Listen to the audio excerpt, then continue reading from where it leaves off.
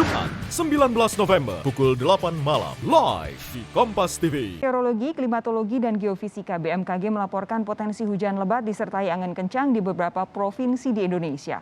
Bagaimana dengan prediksi cuaca ekstrim di beberapa wilayah di Indonesia lainnya? Kita tanyakan langsung kepada Kepala Pusat Meteorologi Publik BMKG, Fahri Rajab. Selamat malam Pak Fahri.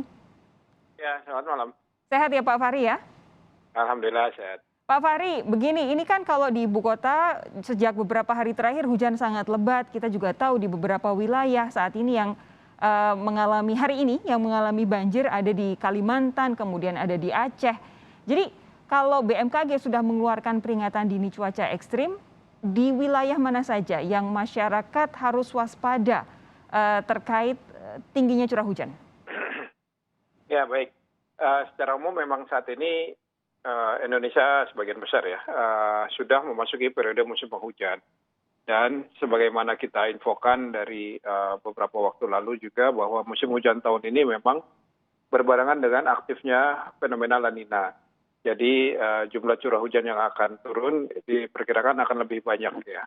Nah, kondisi hujan dengan intensitas sedang hingga lebat masih berpotensi terjadi di beberapa wilayah dalam 3 hari ke depan ya. Ada potensi di Sumatera, terutama Sumatera bagian selatan ya, Bengkulu, Lampung, Sumatera Selatan, kemudian Kalimantan Barat bagian utara, Kalimantan Tengah, hampir sebagian besar Kalimantan Tengah, Kalimantan Timur, Kalimantan Utara, Jawa itu cukup menyebar juga, baik itu di Banten, Jawa Barat, Jawa Tengah, Jogja, Jawa Timur, kemudian Sulawesi di Sulawesi Selatan, Sulawesi Tenggara, Sulawesi Tengah, dan juga di Papua. Oke. Nah, Ya. Pak Fahri, begini yang kami dengar, La Nina ini kan akan terus terjadi sampai dengan awal tahun depan. Betul? Begitu? Iya. Fenomena La Nina punya periode ya dari mulai awal sampai akhir nanti ya.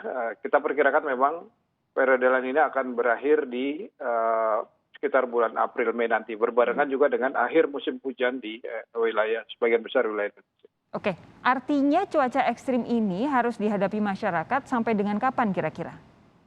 Ya, kewaspadaan tetap harus kita jaga sampai musim penghujan berakhir nanti. Ya. Dan saat ini kita baru awal musim hujan nih, kita belum memasuki puncak musim hujan. Nah, kalau awal musim hujannya saja sudah seperti ini, kira-kira di bayangan Pak Fahri akan seperti apa nanti puncak musim hujan? Kapan itu akan terjadi? Ya, puncak musim hujan kita perkirakan terjadi di bulan Januari, Februari nanti ya.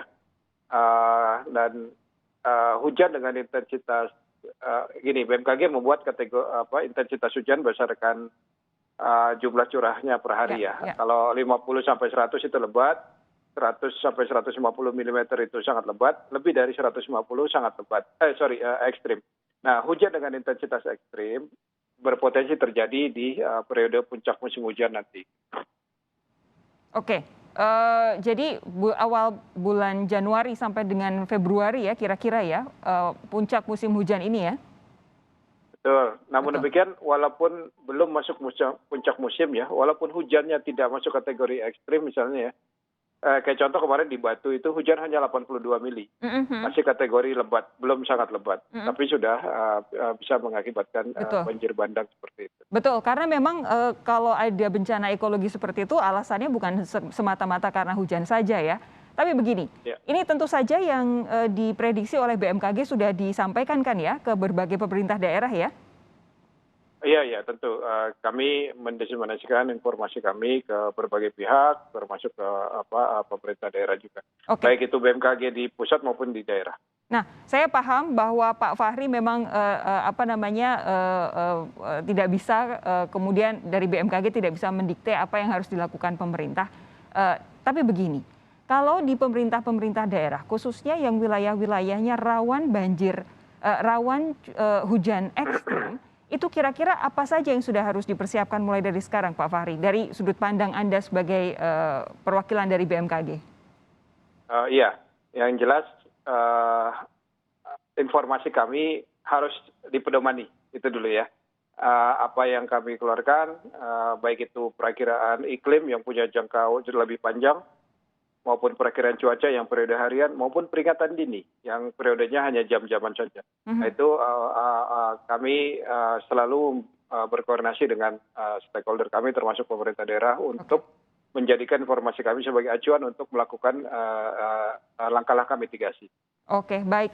Terima kasih Pak Fahri. Ini harus jadi catatan penting karena bagaimanapun bencana ekologi, bencana banjir, apalagi longsor tidak semata-mata disebabkan hanya oleh hujan yang turun belaka, melainkan juga ketahanan wilayah menyerap air yang deras sekali begitu hujan tiba. Terima kasih sekali lagi Pak Fahri. Sehat terus. Kita jumpa lagi lain waktu. Ya, terima kasih.